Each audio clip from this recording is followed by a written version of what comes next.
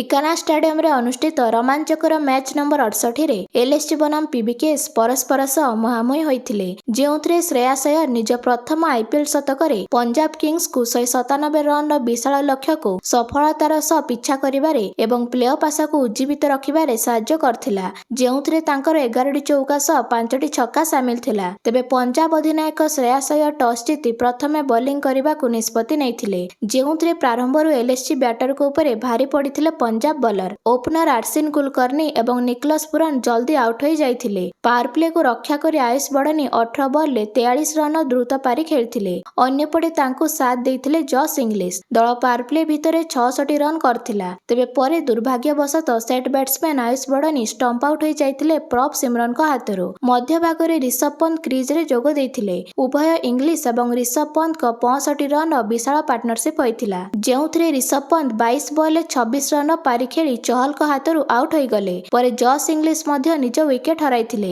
English 44 ବଲରେ 72 ରନ୍ର ବିସ୍ଫୋରକ ପାରି ଖେଳିଥିଲେ, ଯେଉଁଥିରେ ସେ 9ଟି ଚୌକା ସହ 2ଟି ଛକା ମାରିଥିଲେ।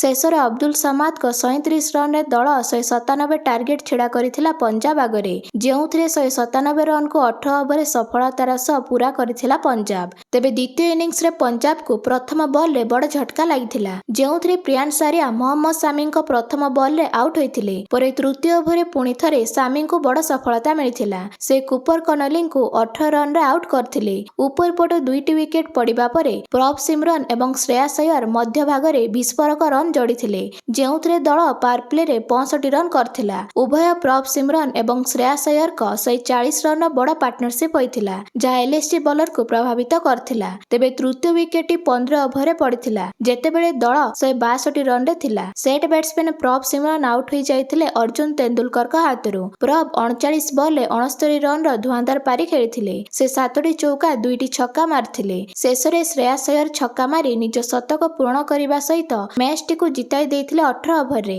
ତେବେ ଏଲ୍ଏସ୍ଜି ବିପକ୍ଷରେ 51 ବଲରୁ ଅପରାଜିତ 101 ରନ୍ କରିଥିବା ଶ୍ରେୟାସ ଅୟ୍ୟରଙ୍କୁ ମ୍ୟାଚ୍ର ଶ୍ରେଷ୍ଠ ଖେଳାଳି ଭାବରେ ବିବେଚିତ କରାଯାଇଥିଲା, ଯାହା ପଞ୍ଜାବକୁ ବିଜୟୀ କରିବାରେ ସାହାଯ୍ୟ କରିଥିଲା। ତେବେ ଆଗାମୀ ଡବଲ ହେଡର ମ୍ୟାଚ୍ରେ ଏମ୍ଆଇ ବନାମ ଆର୍ଆର୍ ଏବଂ କେକେଆର ବନାମ ଡିସି ପରସ୍ପରକୁ ଭେଟିବେ, ଯେଉଁଥିରେ ଆର୍ଆର୍ ଏବଂ କେକେଆର ଦଳ ଉପରେ ସମସ୍ତଙ୍କର ନଜର ରହିଛି।